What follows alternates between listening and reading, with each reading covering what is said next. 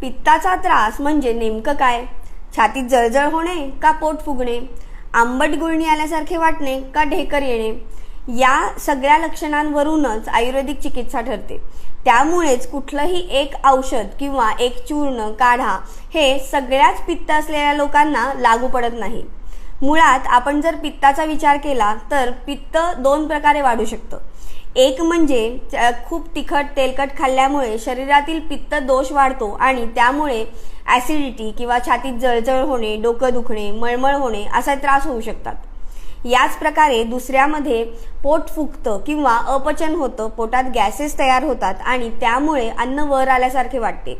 अशा केसेसमध्ये सतत ढेकर येणे किंवा मळमळ होणे अशी लक्षणे दिसू शकतात। मुळात या दोन प्रकारांपैकी तुम्हाला पित्ताचा त्रास कशा प्रकारे होतो हे जाणून घेणे खूप गरजेचे आहे।